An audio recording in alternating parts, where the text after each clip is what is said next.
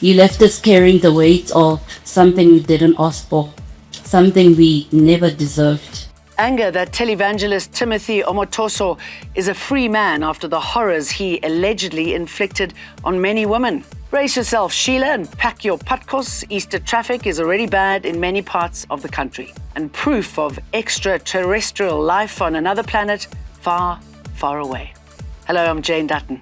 EWN, in touch, in tune, and independent. The women who've accused controversial televangelist Timothy Omotoso of rape and sexual assault have detailed the turmoil they have endured.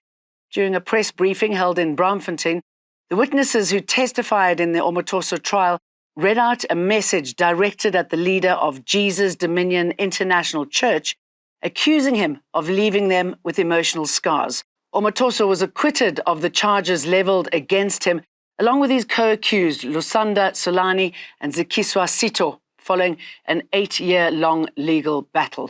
But the women who allegedly fell victim at the religious institution have accused him of preying on young women and using God as a shield. Liberty, you left us carrying the weight of something we didn't ask for, something we never deserved. And you walked away like nothing happened. You do not get to take our silence ever again. You don't define us, and you never will. The Cultural, Religious and Linguistic Rights Commission has announced that it would be investigating the matter with other Chapter 9 institutions. It's been described as a war zone after violence linked to gangs operating in Orange Farm, south of Johannesburg. A matriculant from Teta Secondary School is worried about gangsterism that he says has infiltrated the school. On Monday, a grade 11 learner was stabbed on the premises and rushed to a local clinic in what's been described as a gang-related incident. In a separate altercation yesterday, another learner at the neighbouring Vulindlela Secondary School was stabbed. According to a learner who spoke anonymously, school had to close for a week, impacting negatively on his all-important matric year. Behind me, you'll see a number of JMPD members, and this is outside a school in Orange Farm, a secondary school.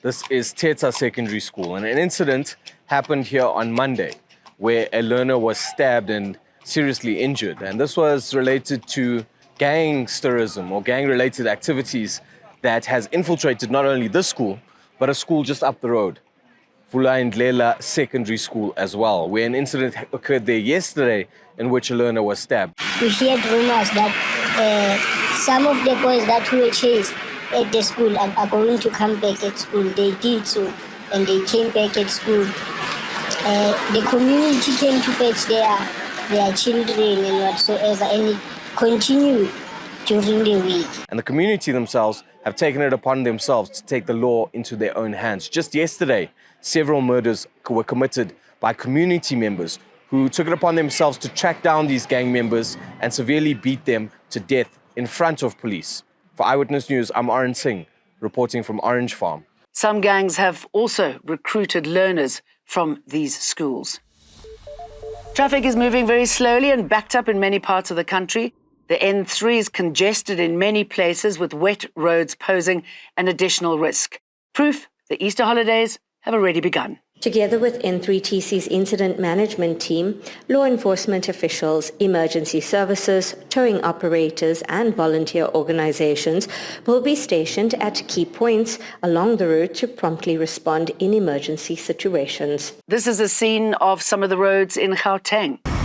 There has been a noticeable increase of movement of people, leading to heavy traffic in various areas. Authorities are urging road users to exercise patience, plan their routes carefully, and follow traffic regulations to ensure everyone's safety. The situation is being monitored to help ease congestion and monitor the flow of traffic. Earlier today, EMPD members, joined by the Executive Mayor of Ekurhuleni, launched the Easter season safety campaign, where the city will be seeing more roadblock operations. Jabulile Mbata, Eyewitness News, Ekurhuleni. In the Western Cape, multiple interventions are in place to keep the roads safe. The Department of Mobility has warned motorists that driving under the influence can result in imprisonment. That's after more than 150 drunk drivers were arrested between the 31st of March and the 13th of April this year. It's not just traffic you need to be aware of over Easter, it's malaria too.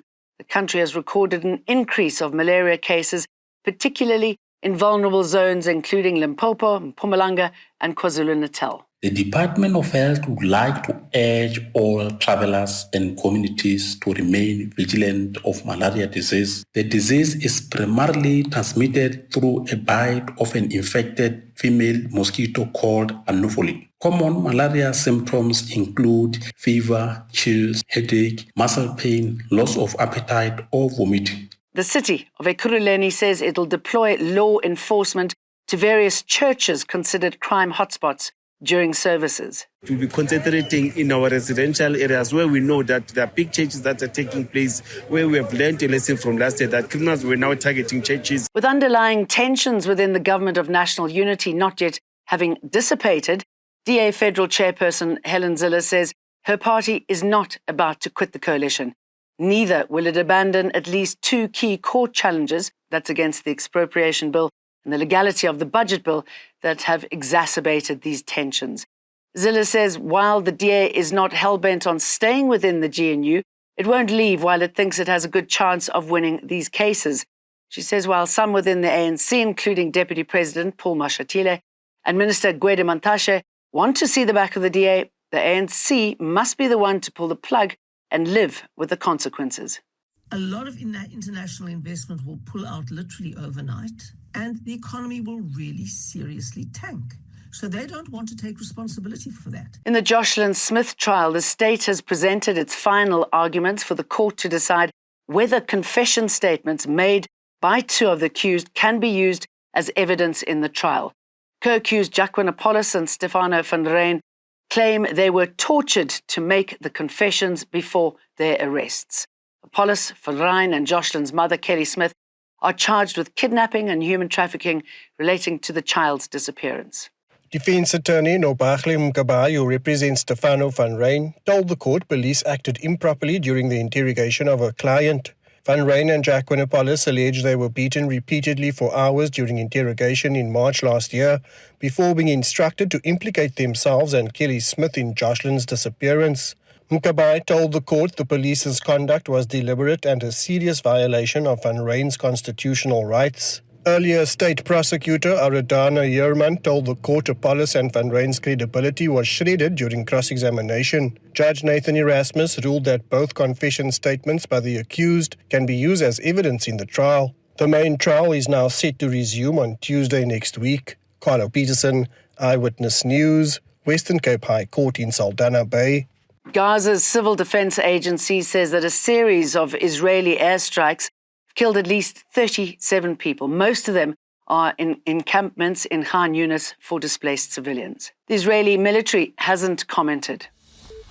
In the US, Italy's Prime Minister Giorgia Meloni has arrived in Washington for a meeting with President Donald Trump. The meeting is aimed at securing a favorable deal for Italy on EU tariffs. Meloni is the first European leader to meet with Trump since his trade war with the bloc began. She's urging Brussels not to retaliate, saying she may be able to potentially de-escalate the conflict through her personal relationship with the US president. Astronomers say they have detected the most promising hints of potential life on a planet beyond our solar system. There's been vigorous debate in scientific circles about whether the planet K2-18b, which is 124 light years away in the Leo constellation, could be an ocean world capable of hosting microbial life, at least.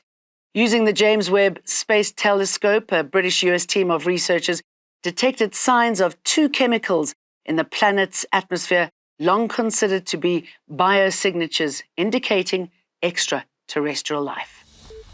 And back in South Africa, turning trash into art, a community in Alexander is cleaning up the Yukskay River and recycling the trash in an artistic way. It's a project where everyone benefits. Most of the time when we clean the river, we recover recyclable materials and then non-recyclable. Non-recyclable, we take them to pick it up in city parks, they collect. But then for recyclable materials, we bring them at the station, we sort them out, and then we sell them into other piping centers. But then we're happy that this community of Alexandria came together. We realized that the river can unite us after COVID, and also can give us like employment opportunities, and also can make sure that we have like a sustainable environment program in Exoplanet. So if you're on the roads, drive safely and have a happy Easter. EWN, in touch, in tune, and independent.